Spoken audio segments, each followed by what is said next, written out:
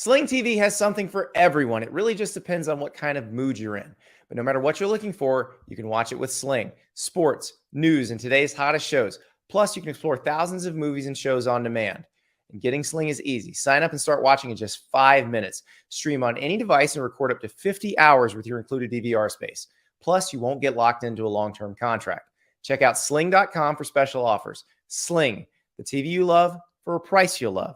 Try it today. Welcome to the Andy Staples Show presented by Sling. It is that time I have to pay off a bet. I took Penn State against Michigan. I said Penn State could easily cover a 7-point spread. Penn State got destroyed. And now I must eat $28 worth of Taco Bell. Where does this come from? Well, if you've been off the internet for about 5 days, then it comes from this. And admittedly, you want to know how bad inflation is? Yesterday, yes, I had a nice lunch at Taco Bell. Cost me about $28 at Taco Bell for lunch. People need to pay for those things, and they do that by getting jobs and getting in the economy and getting active and getting involved. Wait a minute. You spent $28 at Taco Bell for just yourself? For lunch, yeah. It's true. Okay. That's a lot of chalupas. That's an inflation story. That is. You're both thin, fit guy. I can't see me. That's just like the opening appetizer, but whatever. You Fox Business contributor whose name I have not yet learned did not spend $28 on Taco Bell. Two things about that video, though. One, he had a nice little lunch. He said, I had a nice lunch at Taco Bell, a nice lunch. And then he goes, people need to get out and get jobs so they can pay for these things. That's Andy, right. This is why you work at The Athletic. You have a job so you can go out and you can pay for these things. Exactly. Though I may expense this. Depending on how things go after this, I may be expensing this. Max Olson, Ari Wasserman joining me. They're probably going to be carrying much of the load on this show as I try to eat $28. It actually wound up being $30 after tax of Taco Bell during the show. But the good news is we have a lot to talk about. It was a huge weekend in college football. And of course, because when we have these shakeup weekends, we have to make sure everything is organized correctly and ordered correctly. So it is the return of college football's most accurate ranking. The Andy Staples Show Computer Laptop Organized Win Nexus. This is maybe the most accurate they've ever been. I think somebody tuned up the supercomputers. I had nothing to do with it. It wasn't like I was typing these with one hand while I was ordering on the Taco Bell app with the other hand. So this is all news to me too. So we're going to take a look at these rankings, but I'm going to eat this Taco Bell while we do this because I gotta say, guys, I probably haven't. The last time I had Taco Bell was when they introduced the Doritos Locos Taco. Was that like 5-10 years ago, probably? Something like that, yeah. Okay. And it was delightful. I've got a Doritos Locos Cheesy Gordita Crunch in my order. There you go. Yep. The double-decker was my go-to. And do you want to post the screenshot of the order? So you got to tell see? people what the order is. Well, that would require me. Because you got to show people what this food's supposed to look like before you so hold we up. can do that. At the very least, you have to read it out so the people listening too. Well, I'm going to need you guys to vamp because I'm going to need to get that screenshot up. Okay, but I will have a screenshot of the order, and I will get it up on the screen very shortly. Max, what's your general take on Taco Bell? I mean, I mostly came on this podcast today to talk about Taco Bell. We can talk about college football if you guys want, but I'm really here to weigh in on Taco Bell. I'm a fan. I would say I certainly don't go like weekly or every other week, but when I do, I'm usually pretty happy. You end up with a couple staples that I think are just the best on the menu. For me, I do like a Crunchwrap Supreme, which you left out. I get it. You got to make some tough choices about how to make that $28. I like a Cheesy Gordita Crunch. Guilty pleasure would be a Baja Blast. I know you're not drinking soda, Andy. I kind of wish you'd thrown one in the bag, though, just to get the authentic Taco Bell experience. But you can't go wrong. The fact that he didn't put a soft drink on there, or I don't think he put a soft drink on there, was the most hardcore. There's no Andy. drink. I'm not cheating. He put like 8 sauce packets and no drinks. Yeah. And I actually got more sauce packets. I have Diablo and fire sauce. Okay. Chris Vanini threw in 2 soft drinks into his order, like a complete soft. Like he's going all the way with it here. So Andy, thank you for stimulating the economy. Taco Bell is good. I hope that your experience here while eating it is good. So when you go, Max, you go sober. Like this is like here it is. Here is the order. So we have a Doritos Cheesy Gordita crunch, nacho cheese. Mm-hmm. We have a Cinnabon Delight. So that's a 2-pack. I have two 2-packs of those. So there's a little mini Cinnabon donut holes that have kind of the Cinnabon icing stuffed in them. I have a steak quesadilla to which I've added jalapeno peppers. I have a spicy double grilled cheese burrito, or sorry, spicy double steak grilled cheese burrito. That one looked good. I watched them making that. That looked real good. I watched them making it. That's probably the heaviest thing on the menu. One classic soft taco, because listen, back in the day, I used to just destroy the soft tacos. I'd eat 7 or 8 at a time. And then a quesarito. I've not had a quesarito before. Apparently, you can only get them online. You can get them. Yep, quesaritos are good. Those are legit good. I'm looking at the order right here, guys. And I think that's the quesarito right here. So I probably 5 total ingredients. In case everybody's wondering, I have done the math on this. This order is 3,010 calories. Okay. So it actually, given the amount I worked out this morning, if I only eat like one little snack the rest of the day, I'm actually okay. Yeah, right. On my counting app. So so how did you start your day, Andy? How much what have we burned so far? I have burned, let's say I walked the dog, and then I burned 1,005 doing leg day. So Okay. I'm at like 1,100 that I've burned. I may take the dog on a couple more. We got plenty of room for this Taco Bell. I haven't been to Taco Bell in years. Yeah, you're a snob when it comes to Taco No, Bell. it's funny. not You love my all thing. this other fast food trash, but this you can't handle. I'm This trying is a to bridge too figure far. out how much actual food this is. Like, are those large items, or are they like dollar menu items? Here's your quesarito. So it's not small. Like, okay. And then that burrito, the steak burrito, looks pretty big. The soft taco is a soft taco from Taco Bell, So- you all know. So that's a quesadilla, but a burrito. That's what that is. Yeah, basically. And I have a quesadilla too, which is, I'd say medium-ish, but I'll show you as I go to each thing. Now, we went on Friday, inspired by this whole thing becoming popular last week, and we got, I think probably my wife and I split about $23 worth of Taco Bell. And I'll say this, Andy, you're going to put away the Cinnabon bites in about 30 seconds. And you're probably going to put away the soft taco in about 30 seconds. That's going to be really So easy you for went to for take lunch out. too. You had a nice lunch. We went for dinner. We went to Pumpkin Patch on Friday afternoon, and then we drove to Taco Bell on the way home. Yeah. We got to mix in a pumpkin patch here in my family. But I have only eaten Taco Bell at 2 a.m. I've never gone there for a regular meal. And it's like, it's not disgusting. I just feel like I don't think it tastes bad. That's not my point. My point, I think, is just that if I am going to crush fast food, I would rather have it in burger. You're never allowed to say crush anymore. Never. I don't eat enough for him. You don't eat to enough. call it crush. Yeah, Max, the trip with Ari was one of those don't meet your hero situations for me. And I realized that Ari's not good at eating.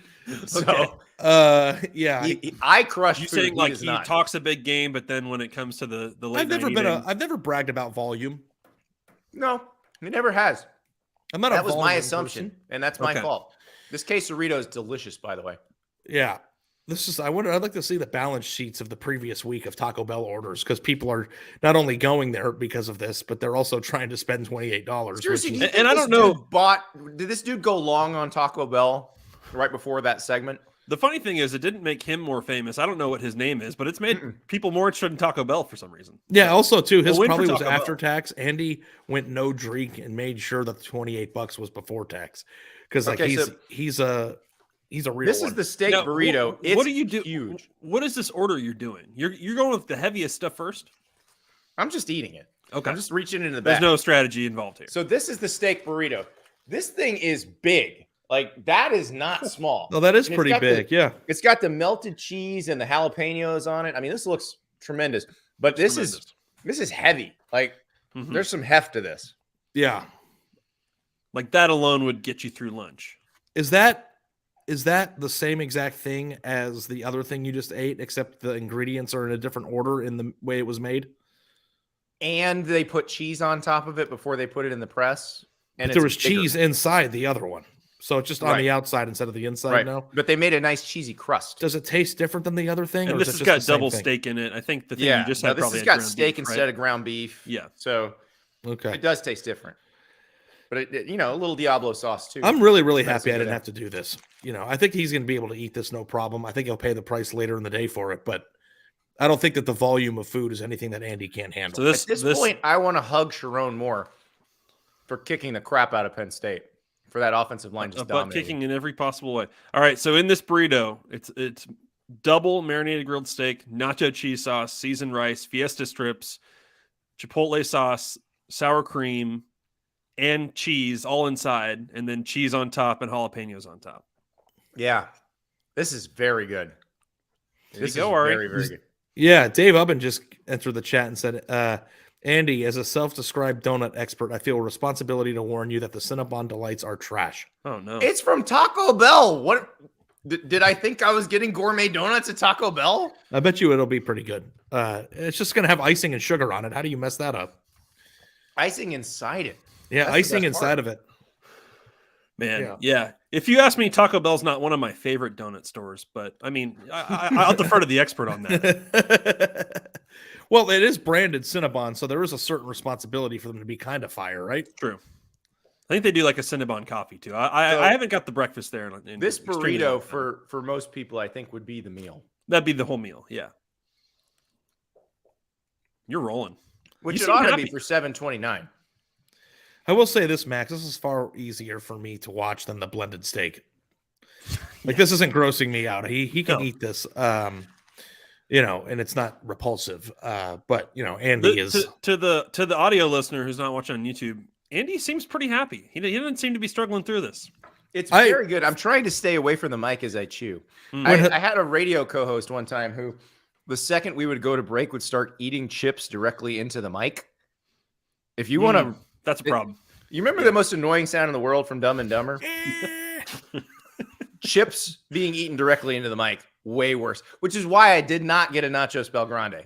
That was one of those that was a staple of my Taco Bell order, especially if it was after midnight. You threatened to you thought about putting the nacho fries in this meal when we talked about it last night, and you pivoted away from them. Oh, okay. I got you. Then you try further. They have the truffle sauce loaded nacho fries right now. I tried to order those and it said they didn't have them. I got you. Did you see the sponsorship opportunity that tweeted at you when you posted about the show? Dude not. Wipes tweeted at you and said, "Where do we send the wipes?" You send them to sales@theathletic.com and you pay them some money and we'll talk about you all you want. Yeah. I have some nice things to say about them, but I'm not going to. Do what Roback does and pay some money. There you go. No free shout outs. Yeah, he's gonna need them though. Something, maybe double ply at the very least. But the funniest thing about it is like I have no feelings of sympathy for him after what I went through after the spicy chip challenge. So, I hope you're on the toilet all afternoon. I think I'm gonna be all right. I'm probably gonna run 3 or 4 miles. I'm gonna go run 9 miles and just burn it off. And All right. So this is the quesadilla. This is the steak quesadilla. This is a triangle of the steak quesadilla. What are there? 3 of them? Quesadilla. 3 triangles. 4, but this is the biggest one. Looks What modestly sized. What did you order, Max, when you went? I did a crunch wrap and a crunchy taco.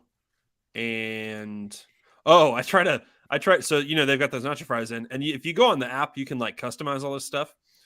I got the 5-layer burrito and I added fries to it. It was good. Oh, pretty wow. Good. They put it in there for you? Burrito. Yeah, they put it in there. So that's what I went with, and I felt fine. I did a good workout that day, I want to say, to create that opportunity in my life. Having never used the Taco Bell app before, so we all know the sound, the bong in the commercial. When you place your order, it makes that bong. I was sitting in the driveway and I had my phone connected to my truck, so it came through the speakers in my truck. Bong, and it was like, whoa, let's go. You're in the club now. All right, you're saying you feel like Mexican. Do you feel like just Taco Bell is not the kind of drunk food you're looking for, or do you feel like you don't really get tacos and nachos and stuff when you're No, tacos and nachos are great, but like if you've ever been to a Taco Bell before, usually there is in very close proximity to this Taco Bell a McDonald's or an In-N-Out or. I love that he thinks McDonald's is so much better than Taco Bell. I never even said that it's better than Taco Bell. I'm saying I'm confused. You've implied it. Why somebody, when given the opportunity to go to a place that has French fries and fish sandwiches and chicken nuggets and all the things that are traditional drunk foods, would pick Taco Bell. Like, it's fine. But why does it have to be drunk food with burgers and fries? Why can't it be drunk food with tacos? I mean, it clearly is for most people. That's why they go there, and it's in business. I'm just saying my preferred destination for drunk food is a traditional type of fast food that, and like I would never even think to go to Taco Bell sober. So, like if I feel like if I'm going to put that trash in my body, because it's all trash, Domino's, McDonald's, Taco Bell, right? It's trash. But please sponsor our show. What's that? I said, but please sponsor our show. Yeah, no. All of you. It's beautiful trash. You called me a what did you call me? A raccoon.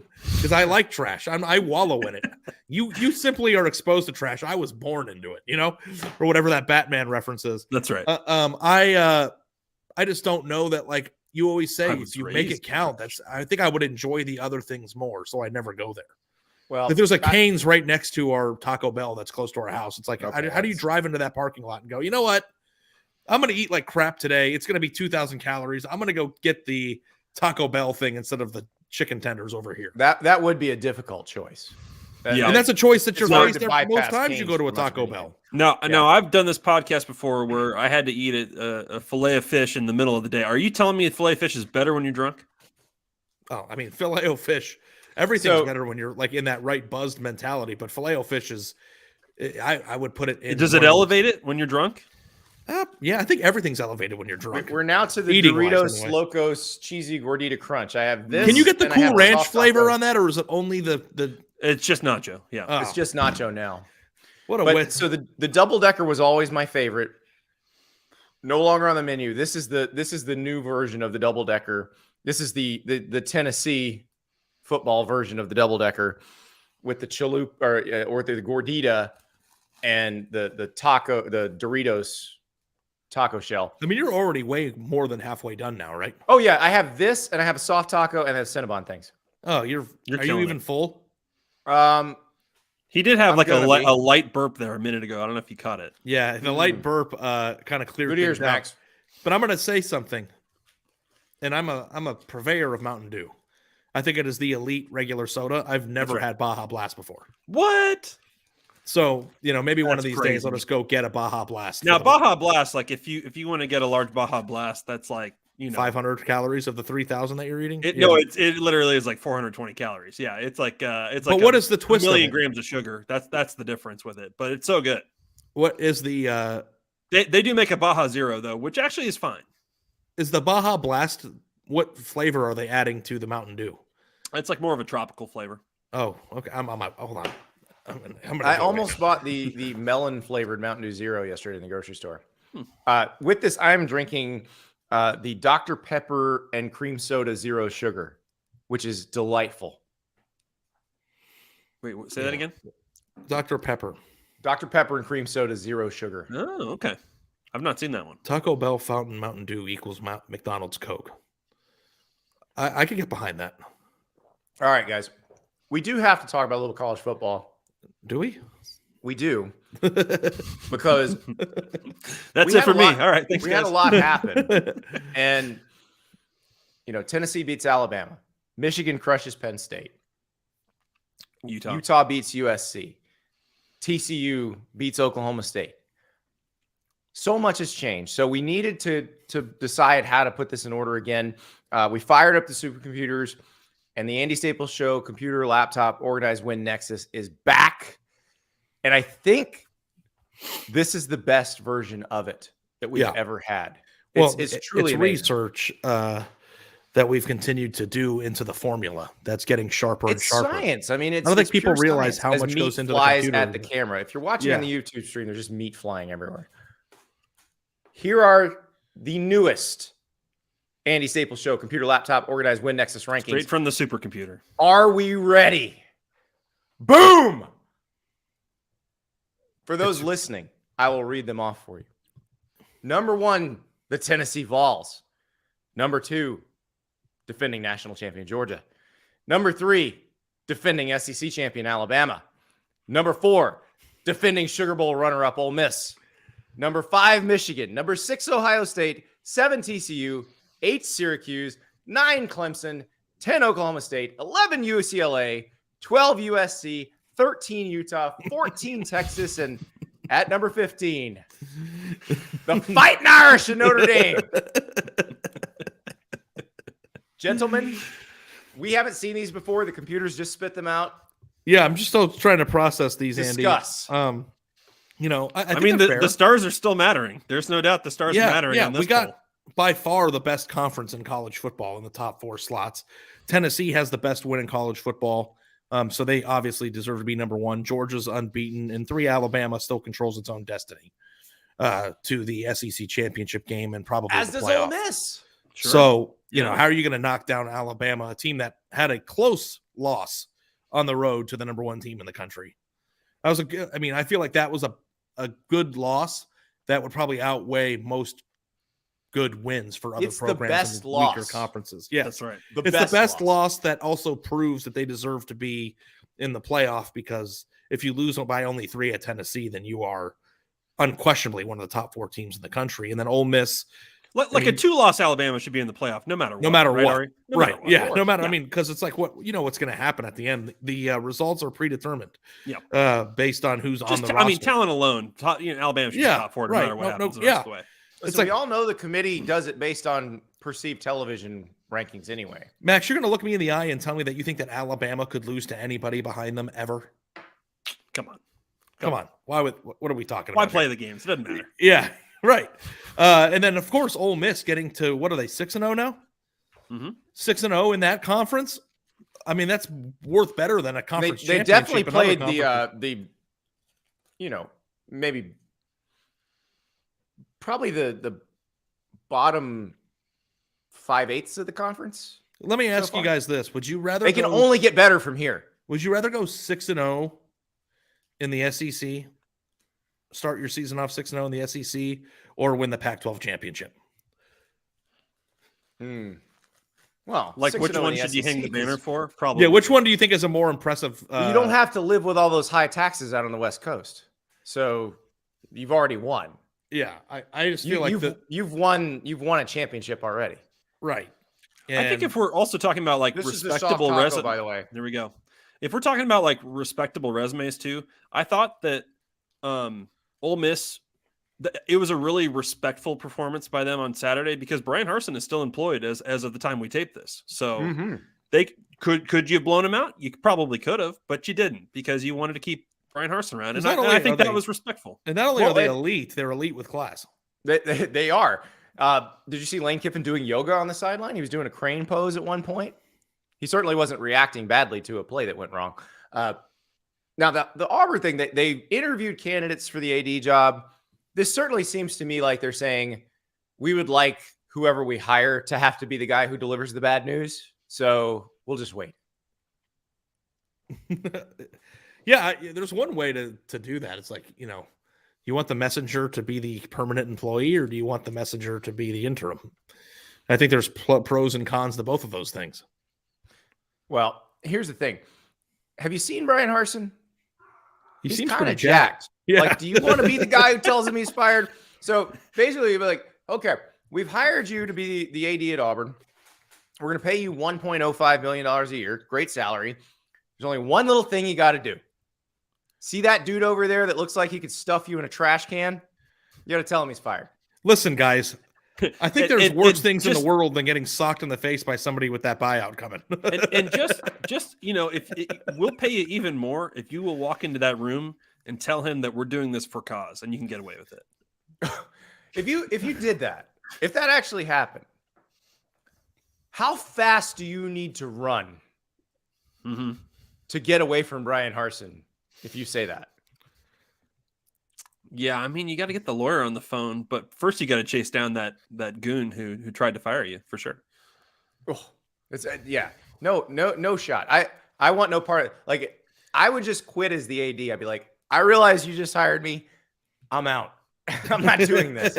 I saw the look in that man's eye, and I do not want this job anymore. I mean, that's a man that's been battle tested too. I mean, think about all the stuff that he's had to go through emotionally and physically in the last year. No, it's true. Well, you don't want to push a man who's at the end of his rope. They also tried this, and it didn't work. As Brian Hartson said at SEC Media Days, it didn't work. Didn't work.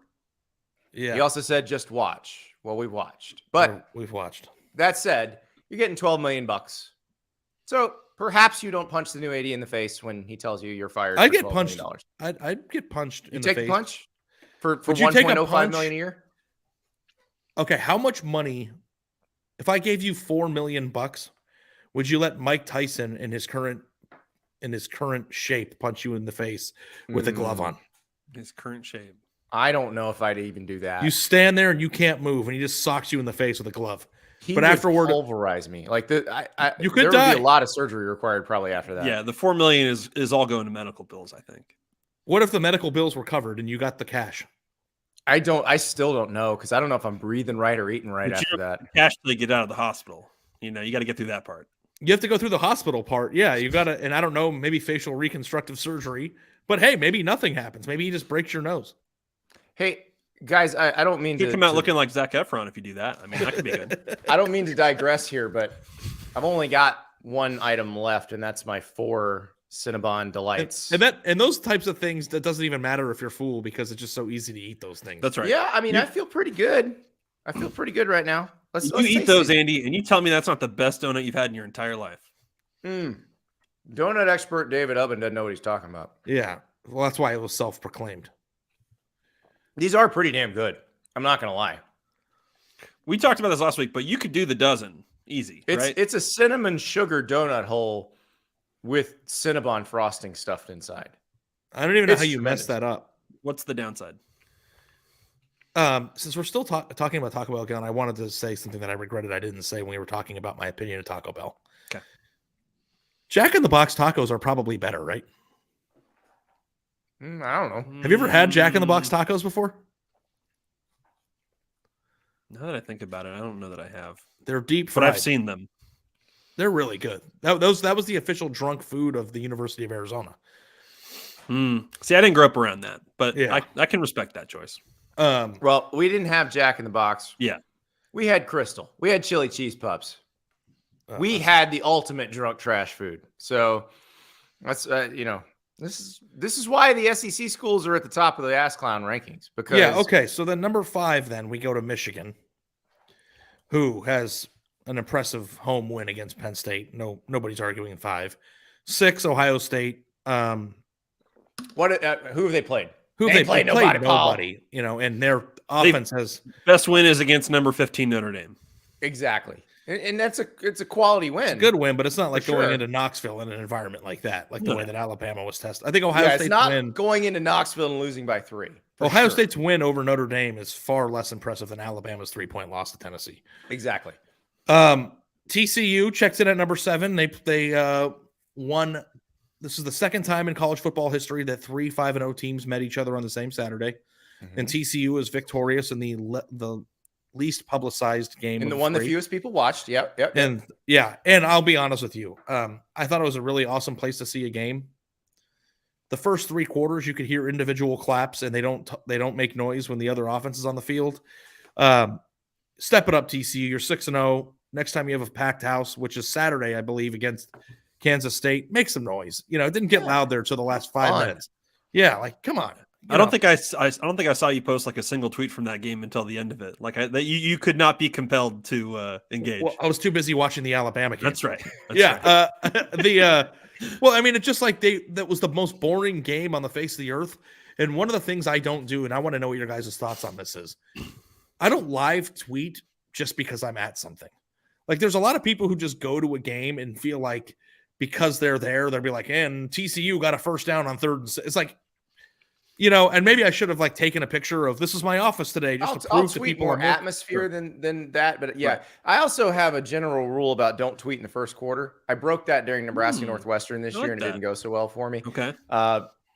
Just don't tweet in the first quarter because you never know. Like Kent State, Toledo, smaller game, but I'm sure you were following it. Kent State went up like 28-0 on Toledo, and I believe lost 52-31. Yeah, and it's also having an awareness of the day that's happening too. It's like every single casual fan who has their favorite team's not playing is watching Alabama, Tennessee. Like, I don't need to like flood someone's timelines with mundane details about an otherwise lopsided game that was frankly boring. And I started, I think, I don't know, did I tweet at the end of it or no? Because we were on the field and I didn't have service, so there was nothing to even tweet. Yeah, that's tough. But I wrote a column, so if you were interested in reading about it, then you could read that. At the same time, too, I know I sound hypocritical. Taco Bell is gone, by the way. It's been gone for about 2 minutes. A hell of a performance. How you feeling? I have consumed $28, actually $30 after tax worth of Taco Bell. 3,000 calories. I guarantee you that dude from Fox Business did not actually do that, but I did, and we have video proof of it. So you can go to our YouTube channel and watch if you'd like, or if you just like listening to hear me chew on the podcast version, I appreciate you doing that. We have to get through the second half of these rankings because it gets real spicy in there. We are going to do that when we come back. Sling has something for everyone. All your favorite shows on your favorite channels, all right at your fingertips. What you watch is up to you. It really just depends on what kind of mood you're in. So if you're looking for sports, Sling's got you covered with pro and college football and basketball, baseball, hockey, soccer, golf, racing, and so much more. Sling also has reality TV, so you can keep up with the latest gossip on today's hottest shows on channels like TLC, Bravo, MTV, and more. And don't forget about news. Get up to date with today's most trusted sources like MSNBC, CNN, and Fox News. Feeling adventurous? Explore thousands of movies and shows on demand. So what kind of mood you're in, no matter your answer, Sling has what you need. And getting Sling is easy. Sign up and start watching in just 5 minutes. You can stream on any device and record up to 50 hours on your included DVR space. And the best part is you can pause or customize your subscription at any time. Check out sling.com for special offers. Sling, the TV you love for a price you'll love. Try it today. So you've heard me talk about Roback quite a bit, but I got to tell you, my green Roback hoodie, probably the greatest garment ever. I mean, one, it brings out my eyes. But two, and I don't have any empirical evidence on this, but I'm pretty sure it made me a better athlete because I was wearing this when I caught a pass in an SEC football game. And actually, it was fellow Roback endorser Will Anderson who caused the throw from Texas A&M quarterback Haynes King that went over the sideline, that hit off Texas A&M athletic director Ross Bjork's hand and landed in my left hand. That's right, left hand. One-handed catch in an SEC game. It has to be because of the Roback hoodie. Roback has the best hoodies, the best performance polos. They've got joggers now. They've got the everyday shorts, which you are going to wear every day. And again, I don't have empirical evidence on this, but anecdotally, they make you a great athlete. There's a reason that their slogan is crave activity. They make you better at being active. So here's what you're going to do to become a better athlete through Roback. Use the code Andy at roback.com for a generous 20% off for all new customers through the end of this week. That's spelled RHOBACK.com. 20% off polos, Q-zips, hoodies, shorts, joggers with the code Andy. That's roback.com, code Andy, and get ready to become elite. Welcome back. I have finished the Taco Bell.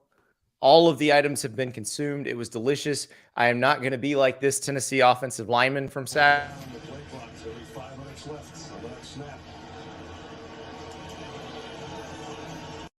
For those who weren't watching on the YouTube stream, that was Tennessee's left tackle in the huddle, vomiting onto the field, looking up at the Alabama defensive line and being like, yeah, I just puked. You want some of this? That's not going to be me. There might be some slight burps. I'm not going to lie. Something untoward may emanate into this microphone at some point in the next few minutes, but generally I'm feeling pretty good.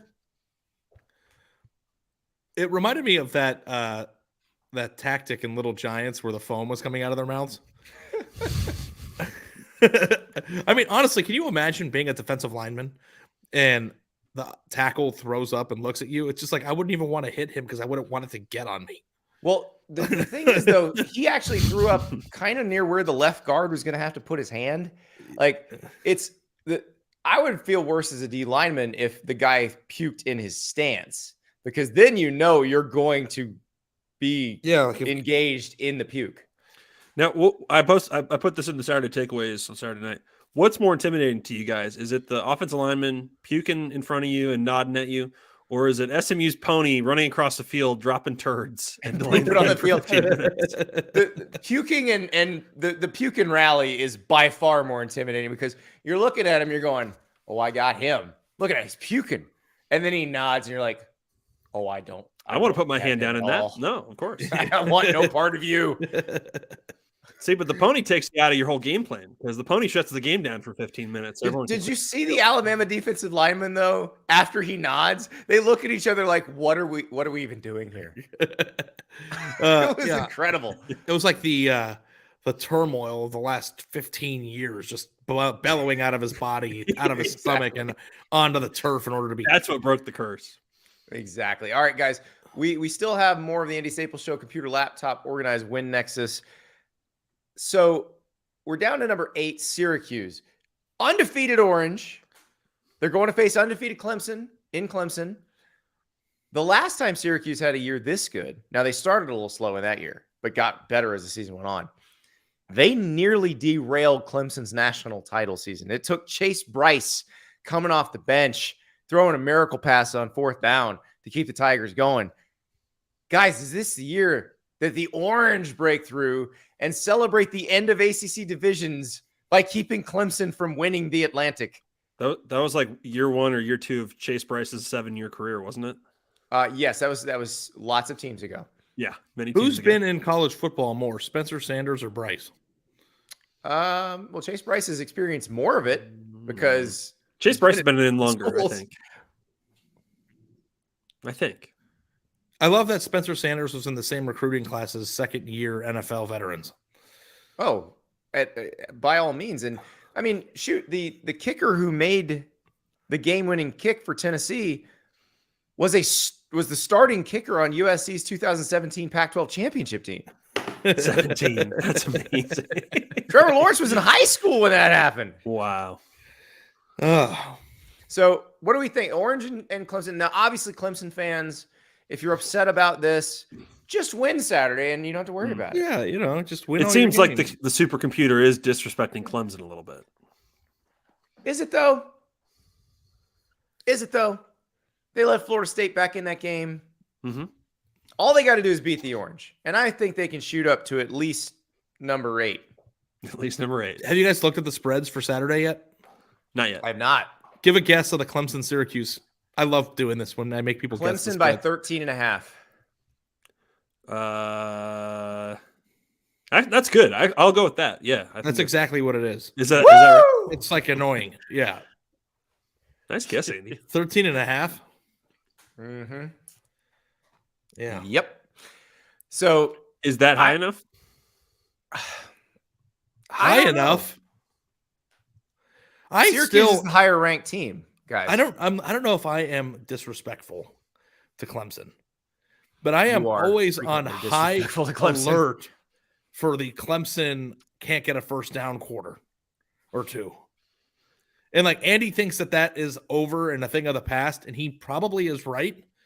But I would be scared as hell to lay 2 touchdowns against anybody if I'm Clemson right now until like I am 1,000% sure that those dysfunctional the offensive news here, possessions Ari, are is gone. Clemson only has to win by 1 for it to count for them.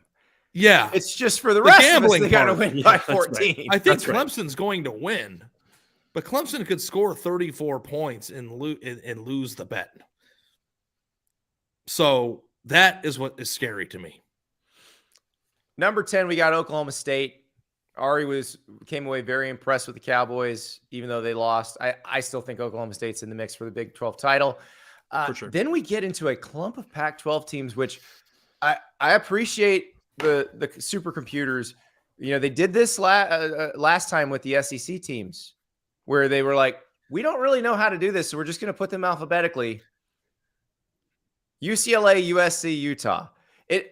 Ute fans, I'm sure, are upset because they're behind the team they just beat. But I think this may be one of those alphabetical tiebreakers, which does anybody it's think just science. That Utah would beat USC in the Coliseum? Like, honestly, does anybody think that Utah is a better football team than USC? Well, Vegas did. This is the point of the podcast where that's why Vegas favored Utah against I've got USC. Max looking up to the ceiling, thinking to himself, is he joking or is he How being far are we taking this? I said it and Max was like, oh. We've never kept Max is not done with this segment with us before. Don't break character. We have never kept the bit going this long. Oh, okay. So, I'm still doing the bit. We're still doing the bit. No, we're doing the bit all the way through. Yeah, you gotta, don't break the third wall? Is that what they call it? Don't break kayfabe, fourth wall. That's fourth right. wall. That's right. Yeah. Where would you guys would you put it if UCLA's 11, which I think is they should be ahead of these two? Where would you put the Pac-12 refs between USC and Utah? I still ahead of both? Behind both? I still don't know. Pac-12 refs are not getting ranked by any system in the history of the world. What was that call, though? What was that? Explain it to me. I still don't know. I thought the game control by the refs was pretty high against both of these. It was the way the referee communicated it that was confusing. It was. Because he said a timeout was called, which makes it sound like it's a basketball player grabbing the ball and going timeout in the middle of a play.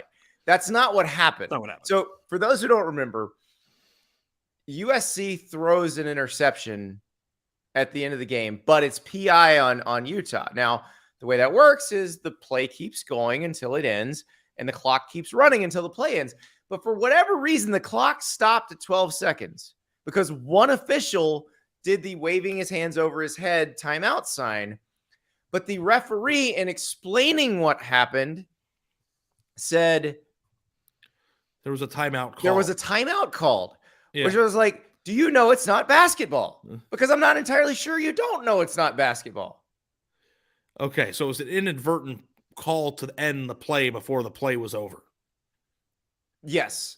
And which is still a mess up. None of the other officials noticed that. The only person who noticed it was the clock operator. So the clock stayed at 12 seconds when it should have still been running. And the play went on. Bunch of people got hit despite the fact that nothing counted after that. Mm-hmm. And then after the game, Lincoln Riley said he thought the officiating was bad in the game, but this is what gave USC their chance. Yeah, it did. It gave USC another basically one more play, but it wasn't good enough. And this is one of those analytics going for two situations for Kyle Whittingham. Mm-hmm. It paid off. We'd of course be killing him if they hadn't gotten it. Mm-hmm. Killing him. But even before the analytics crowd took over deciding whether you go for two or not, it was common sense to go for two when you feel like you have the less talented team. And so give the more talented team the fewest possible chances to win the game. In the moment when they lined up to go for two, I absolutely hated the call. Like before the play started. Of course. Because I thought to myself, you're at home. They're going to have 40 seconds left on the clock with two timeouts anyway to go down and try to beat you. So why put yourself in a position where you're potentially losing in that scenario when you could have overtime ahead of you?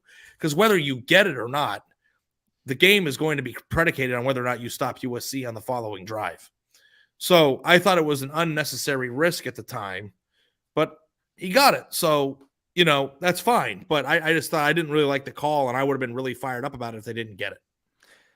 Corner BC, Lincoln Riley must be fined for those post-game officiating comments. Don't worry, he can afford it. So, yes, He probably will be. Number 14, Texas.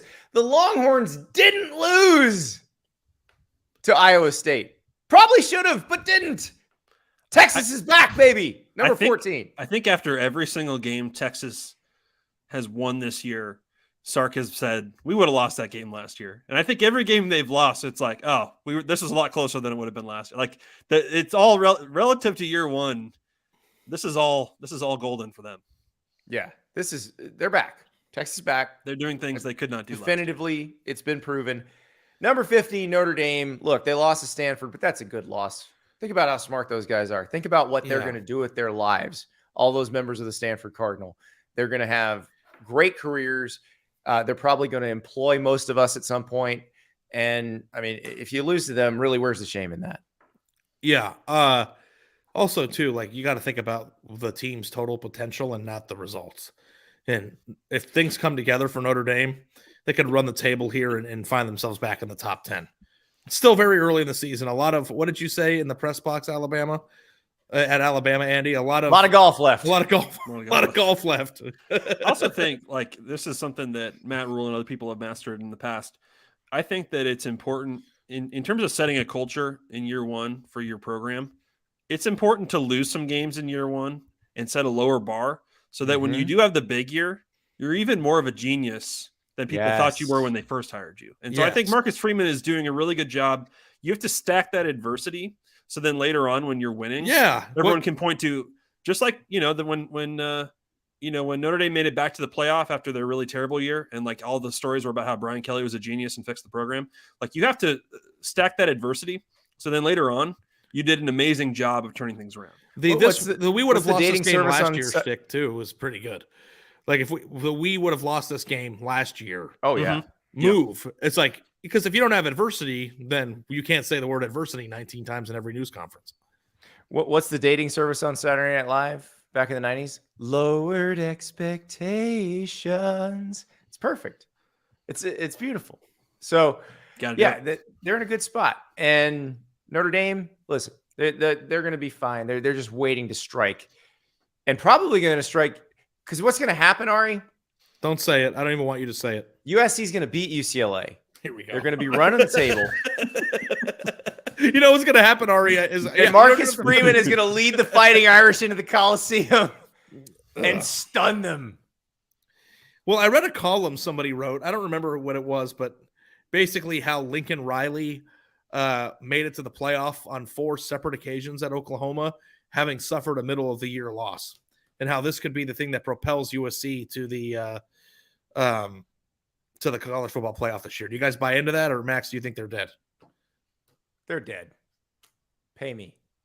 Raise the bid over. I we're need keeping 2 more the bid years going. before you pay me, but you took the poll down. Bet's over. Yeah, the bet's over. Yeah. Yeah. Oh, okay. Feel free to break kayfabe. By the way, Chris Vanini, our coworker, points out lowered expectations was Mad TV. You're right. I'm sorry.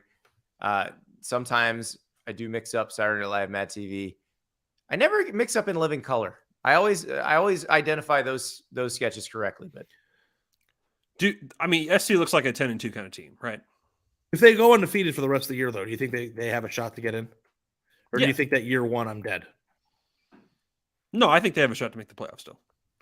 No, I think Caleb Williams, like when things got a little loud in that place, I think you saw a difference. I mean, I think you still saw Caleb Williams still a sophomore, still being asked to kind of make all the plays, right? And there's going to be a few more games, I think, where there's going to be that kind of pressure. But no, I don't think SC's dead. Good. And since the bit's over, I don't either. I really don't. That scenario, I think, would really rip Ari's heart out. The one I just described where they beat UCLA and then Notre Dame comes in and beats them. So no, I actually thought I was ahead. By the way, Lincoln Riley should be saying that after every game this year. We would have lost that game last year. Yeah, exactly. we as in Oklahoma would have lost that game last year. That's right. Yeah. Yeah. Sonny Dykes got asked after the game, TCU won, about how nice it was to take virtually the same exact team that I think went 5-7 a year ago, and get them to 6-0 this year. And he goes, "Yeah, no, I'm not going to talk. I'm not going to say anything. We have good players." And that was it. He's like, I'm waiting to see if we beat Texas because there's a certain special consultant to Sonny, Lincoln do you Riley. want to take a big steamy dump on the man that has a statue outside the stadium right now, or do you want to just focus on this year? Exactly. I think he's smarter than that. Gary Patterson's still very popular in Fort Worth, despite what happened last year. I think we got a few good comments in here too, if you want to throw those up. Oh, absolutely. Well, no, Tinder. We're not throwing up the dating site, but that's okay.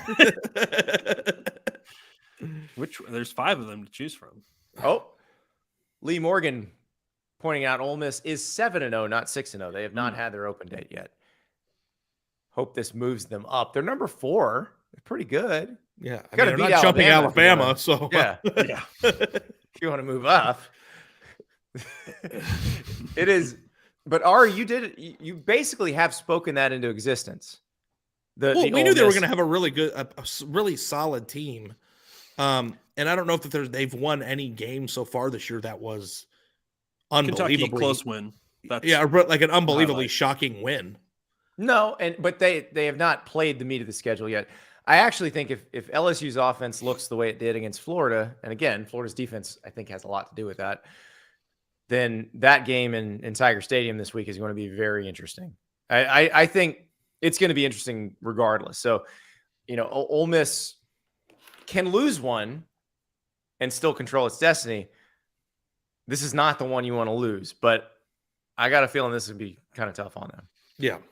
To Lane Kiffin's credit, like I thought that Ole Miss they were kind of one of the teams that I felt like going into the year, like I felt like they were legitimately like a top 15 team just on paper.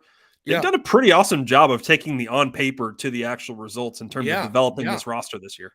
Well, the on paper part of it was joked about it earlier on in the year about getting them undefeated, to the Alabama game, because I looked at it and I said, well, if this is a legitimate top 15 team that can reach its potential, there's nobody on their schedule in the first half of the season, expecting that LSU wasn't going to be quite who they usually are this year, that they can't beat on the way, and I knew that Texas A&M was probably going to be Texas A&M was also a top 15 team too, but it wasn't they were coming into the year from a viewpoint standpoint. But like I said, I don't think that they've done anything increasingly shocking. I just think that they've done what good teams and good coaches do, which is put things together that you already have at your disposal. Well, we just didn't know how they would perform with so many new players and everything changing. But since we have the portal authority, Max Olson, on the show, I want to point out, so Nick Suss, the beat writer for the Clarion Ledger, tweeted this out the other day. Against Auburn, players who did not begin their college careers at Ole Miss, this is just in the Auburn game, combined for 421 yards from scrimmage, 3 touchdowns, 43 of the team's 75 tackles, 3 sacks, 6.5 tackles for loss, 1 forced fumble, and 1 fumble recovery. Those are all people out of the portal. It's awesome to see. And that's also like, and you're not going to hit on every single one of them. And I wouldn't say that necessarily Ole Miss has, but you also they have a bunch of situations on the team where you look at like the running back room and you bring in Zach Evans and Ulysses Bentley and you think those guys are going to lead the way. And Judkins has been unbelievable as a true freshman, right? Like that's when you do it right, you bring guys in and everybody kind of within the team understands the best guys are going to play, period. Like you're going to see other guys stay and develop and maybe even surpass the guys that you brought in. And that's kind of what I feel like Ole Miss has done right this year so far is, they added pieces all over the place, but I do kind of feel like it's brought up the level of play of everybody else around them too, which was kind of no sure thing when you looked at the difference between last year's team and this year's, just kind of who they lost. When you read stats like that, it makes you wonder if we're closer to the era where recruiting rankings don't tell as much of the story as they do or used to. Oh, I need the orchestra hit here. Dun, dun, dun. Well, it's just like, Ole Miss, I believe, is a top 25 composite, and like they get to harness the Zach Evans ranking but like their recruiting rankings in the past, 3 or 4 years don't add up to what we're seeing. And then you see that production.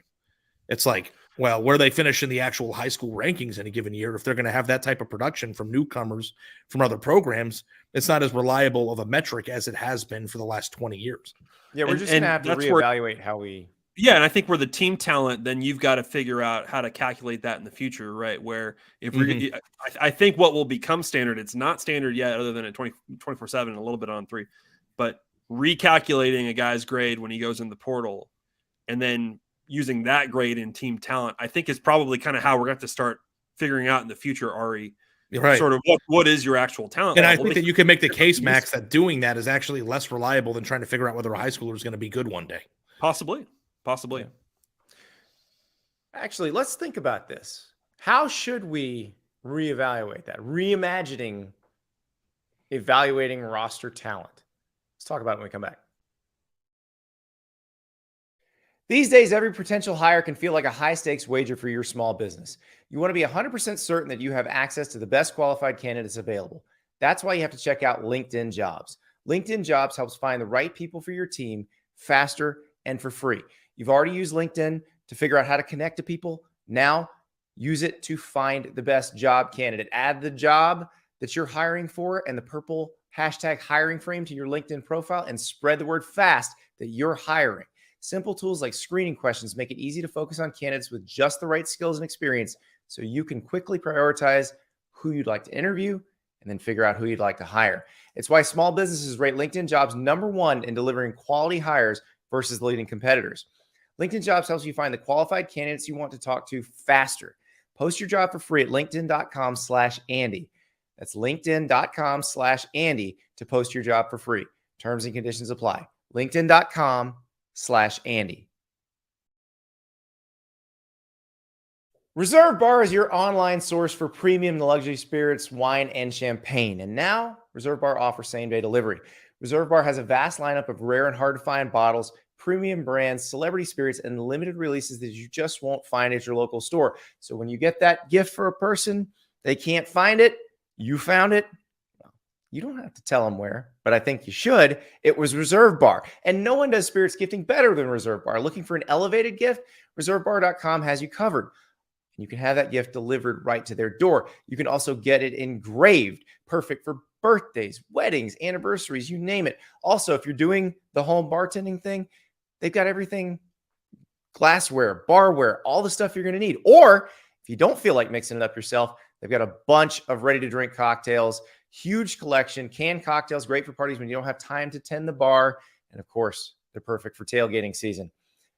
Visit reservebar.com today and use the promo code Andy to save $10 on your first purchase of $75 or more on spirits, wine, or pre-made cocktails, but only when you use our special offer at reservebar.com with code Andy. That's reservebar.com, code Andy. This offer expires December 31st, 2022. Reservebar.com, and the code is Andy. Welcome back, and we've got the Portal Authority, Max Olson, on the show, so I like that we've veered into this direction with the conversation of how do you determine now team talent when so many players are coming out of the transfer portal. Ole Miss is probably the most extreme example, but but look at USC. Yeah, USC is another great example. But even Tennessee, I think, Brew McCoy, they get his recruiting ranking from high school, but Hendon Hooker was a decent recruit, but what's Hendon Hooker now? He'd be a 5-star now. He wouldn't have been a 5-star coming out of Virginia Tech, though. It's very strange how the thing that gets murky there, Andy, is that if you re-rate, because here's the thing: everybody looks at the recruiting rankings. I don't know if a lot of fans look at the team talent composite. Is that fair? I think so. And I think that we're probably veering towards a future where the team talent composite in a given year is far more relied upon than the recruiting rankings before it to give us a gauge. And by doing so, I think the conventional wisdom, and we'll let Max answer this, is that we would re-rank or re-rate the players who transfer based on the information that we have to give us a more, complete picture of how talented a team is going to be in that year. But the problem with that is that if you only re-rank the players who are transferring in, but you don't re-rank the players that over or underachieve their high school ratings on the same roster, then you're not going to get the same complete picture. It's going to be fractured, right? Right. It's what you're saying. It's a little more accurate, but it's not really accurate. Yeah, overall. Because the whole point of the composite rankings isn't necessarily who outdid their ranking or who failed to achieve what their ranking indicated. It's the accumulation of the math and the averages out of, well, this guy hit, this guy missed, this guy hit, this guy missed over the course of 85 people that give you a good idea of what that roster is made of. So I feel like if you do re-rank or you do the impossible, which is what if a player goes to a place for a year or two, doesn't play at all, and then leaves? How do you rank that guy? Mm-hmm. That's an issue. Mm-hmm. But then too, if you don't re-rank Hendon Hooker, then how are you going to re-rank anybody who transferred in? It's not a very good metric to me. So how are we going to get to a point where we have a metric that is talent-based, that's as accurate as possible from scholarship 85 to scholarship 1? Yeah, pull up this comment, Andy, because I think this is a great point. there's a niche in the market for anyone who's paying attention here. I think that's 100% exactly right. We're describing a problem that somebody's going to solve. I think that I think you're right, Ari. Like there's a challenge here where we've kind of taken the first step of saying, okay, we're going to take a recruiting class, and then we're going to take your portal class. And like a portal class is not a term we even really used a couple of years ago, right?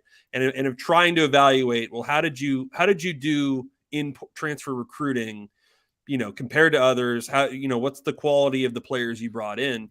And then trying to kind of smush those together and say, here's how your overall class ranks. But you're right, there's a problem in that, which is that these are players at different phases of their career. And so then to try to combine that into a class ranking it's about the best you can do. But then to take the overall team talent, you're right, you're not really looking at the whole roster and taking the Hendon Hooker example of, well, is he really I assume he was a 4-star at the time. He was a 4-star high school recruit. Low 4-star. I think it was mid 4-star. I think it was 250 or 200, right? Okay. Yeah. But yeah, taking or Jalen Hyatt, right, or whoever, and just saying, okay, well, what should the ranking be now?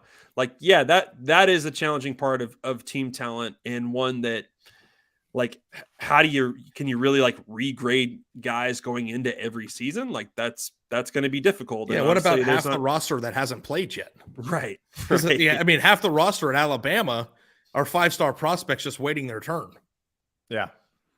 It is tougher now, and I kind of like that there isn't a cheat sheet anymore. But then Ari, should team talent be your top 40 players, basically? I think team talent should be what players are rated in high school, no matter what, and combining them together the way that it is. I think that's the most accurate way to do it, because even though a player might be a way to do it, but I think the upside of re-ranking is that you're introducing more information into the sure, absolutely. And if you re-rank and then you mesh them together, it might not be as accurate as you would like, but is it more accurate than how it's done now? Is a good. I got you. And this is why I asked this question, because I'm a firm believer in Bud Elliott's blue chip ratio. Well, guess what? If Tennessee were to win the national title, they're not in the blue chip ratio. And that's where you have to, and I've, so like, what grade then do you, like, let's take the Brew McCoy example. So what grade do you use for Brew McCoy in doing the blue chip ratio? Because he's a 5-star out of high school, but based on his production at USC, he's not. No. The guy that Tennessee signed, you would not still call a 5-star. But I think the talent composite is based on what the players on your team are physically capable of doing. I don't think it's necessarily how productive of a player have you been. How many players on your roster, 1 through 85, do you have that do things from a physical standpoint that other people just can't do? It's like, I don't know, this is probably the most extreme example that you can come up with, but watching Bryce Young play, like the things that he does are the reason why he was a 5-star prospect. This isn't coaching. He is a wizard, and I feel like the more players that you have on your team that illustrate freakish physical traits coming out of high school, the better your team is going to be. Some are going to make it, some aren't. But the cumulative aspect of that is what makes that a reliable thing. So that, to me, has always been the most important metric, because you have teams that have, achieved more than their composite ranking would indicate, but that just means that you're a hell of a talent evaluator. And I almost feel like if we use it as a crutch, the way that I have it sometimes, of like, this is the composite rankings for the talent, and here's how the season's going to end. If you really look at it, guys, the only thing that thing is good for is predicting the national champion or the teams that are going to play for a national championship. If you go from teams 10 to 30, it's all over the place. Right. It's not going to predict who the second or third best team in most Power 5 leagues is going to be. Even. Right. So like when you say you kind of like the idea that it is kind of all over the place, Andy, it kind of already is, but in a world where we're always talking about who's going to win the national championship, it's a very easy metric to use when you're talking about those teams that are built that way. But if Tennessee were to win the national championship this year, I think it would be the first time ever that a team outside of the blue chip ratio won a national championship.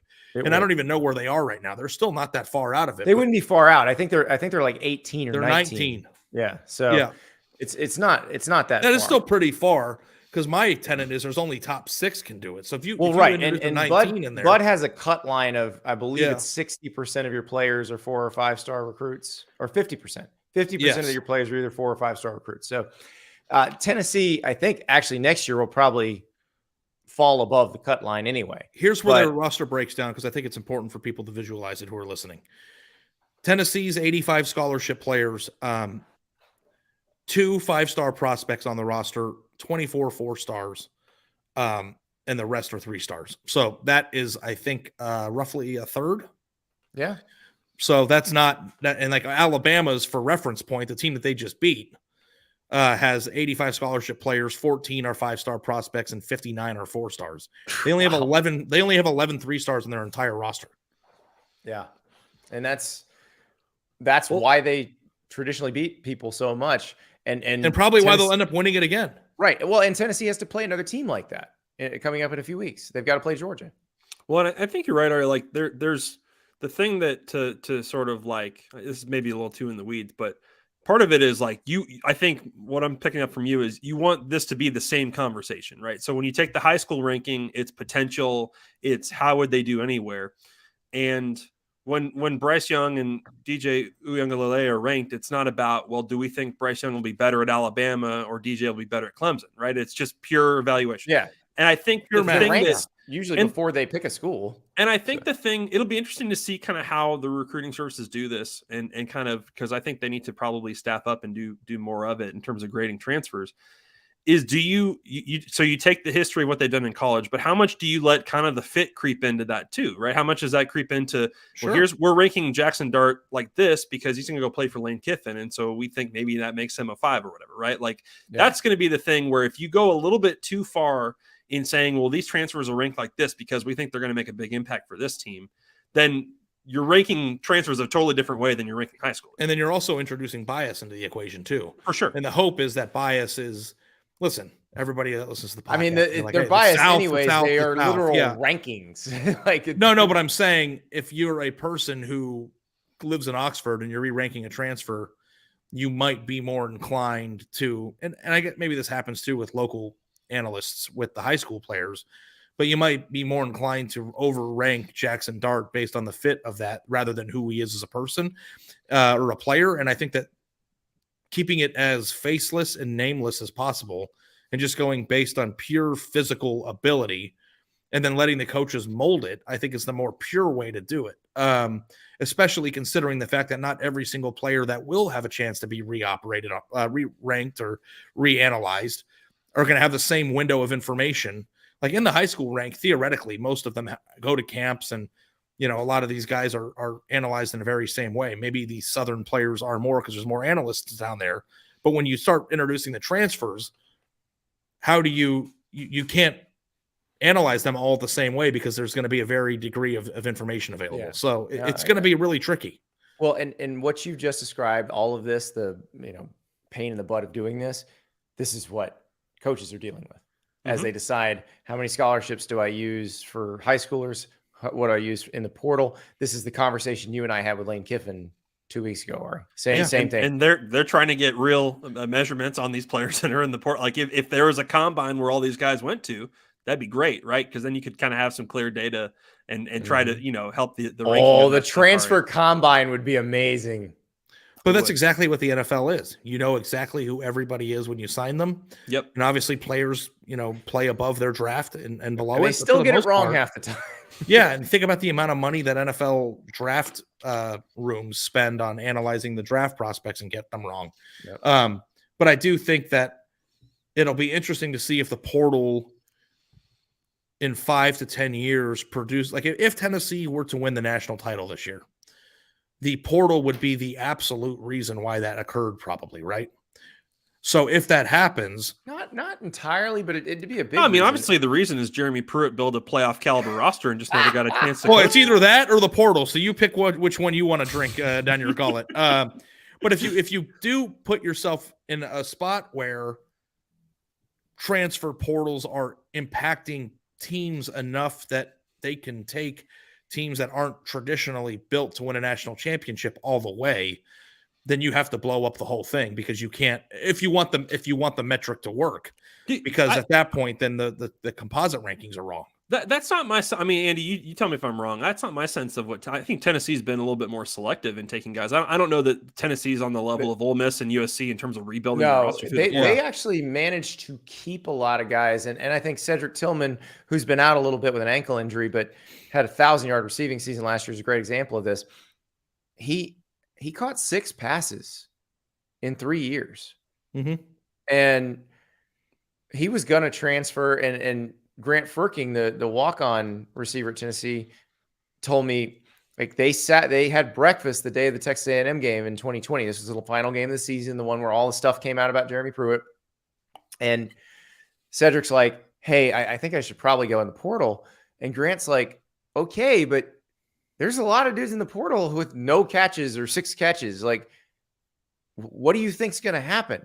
Because remember, Cedric wasn't a huge recruit either. And he's like, your best shot is actually probably stay here. And they had a few guys do that. And the Heupel staff came in and said, hey, give us a chance. And they did. And it stopped the bleeding. But Alias Gray pointing out Eric Gray would be huge for them. Yeah, Eric Gray, Wanye Morris, Key Lawrence. These are all guys who started at Oklahoma now. Could still be at Tennessee. And they'd be a lot deeper than they are now. So all that stuff matters. You know, Wanye Morris might have been at left tackle puking. So if Tennessee wins the national championship this year, they are just an exception to the rule. They are. And yes, because like if Ole Miss wins the national title this year, we could be like, oh, well, maybe this should be the new model for building a team. sure. Yes. Yeah. And there's going to be programs that move towards we're going to take 15 transfers a year. But you've also now just completely convinced me that Tennessee has no chance to win it all. So we'll see what when happens. Tennessee Georgia week comes around, you're all in on the Dogs. I don't know, man. They just beat Alabama at home, but that I think to me, if Josh Heupel were to win a national championship this year, would probably be amongst one of the more shocking results of any season in the history of the sport. It would. But given what we saw on Saturday, I believe it to be a possibility now. I don't know if it's a likelihood, but it's definitely a possibility. One more thing before we go, guys. From just a public service announcement.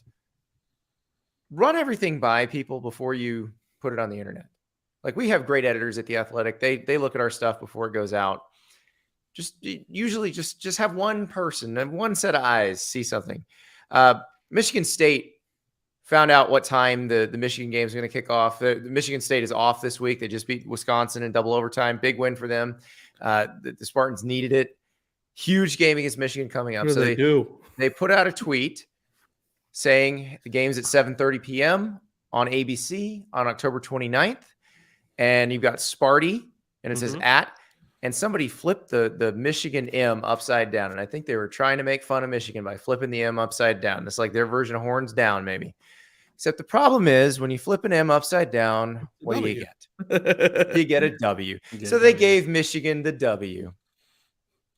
Oh, that's fun. You're talking about focus grouping tweets. I thought you were talking about Tennessee's pay for our goalpost tweet. Oh, yeah, no. that was I thought that's where you were going with it. I thought that was genius. I imagine they've had a lot of people offer them donations of lots of kinds over the last weekend. That was brilliant. Although I was a little surprised when I woke up Monday morning and they were only like $59,000 and they felt like they had. I told you it was obscenely expensive. They're $15,000 a piece to post themselves. So why are we at 60 G's?